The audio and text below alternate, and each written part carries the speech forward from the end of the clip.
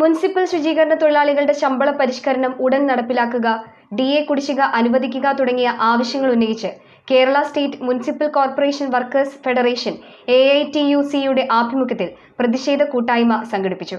Muvattupuzha municipal ഓഫീസിന് മുന്നിൽ നടന്ന പ്രതിഷേധ കൂട്ടായ്മ സംഘടന സംസ്ഥാന സെക്രട്ടറി KA നവാസ് ഉദ്ഘാടനം ചെയ്തു.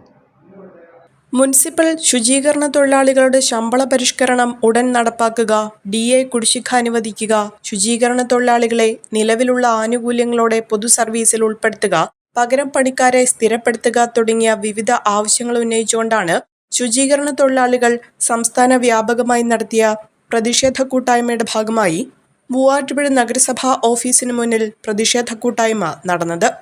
Kerala state municipal corporation workers federation AITUC സംസ്ഥാന സെക്രട്ടറി KA നവാസ് പ്രതിഷേധ കൂട്ടായ്മ ഉദ്ഘാടനം ചെയ്തു. ഈ സമരത്തിന്റെ പ്രധാനപ്പെട്ട ഉദ്ദേശം എന്ന് പറയുന്നത് ശമ്പള പരിഷ്കരണം തന്നെയാണ്. രണ്ടാമത് നിങ്ങൾക്കറിയാം, നമ്മളിപ്പോൾ ഒരു കോമൺ സർവീസിലല്ല.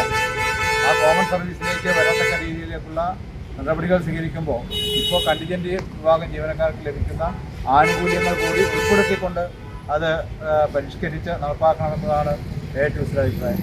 അതിൻ്റെ ഭാഗമായാണ് സ്റ്റേറ്റിലെമ്പാടും ഇന്ന് ഈ 30-ാം തീയതി ഇന്നുമൊക്കെയായി ഈ സമരം നടക്കുന്നത്. അതിൻ്റെ ഭാഗമായിട്ടാണ് മൂവാറ്റുപുഴ നടക്കുന്നത്.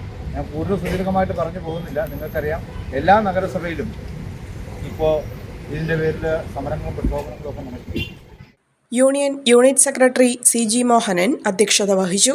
P ചന്ദ്രൻ, KK Santhosh, TV Manoj, Anitha, Fathima, Sindhu PR, AITUC നേതാക്കളായ PA നവാസ്, രാജു ആന്റണി, ജയകുമാർ തുടങ്ങിയവർ പങ്കെടുത്തു.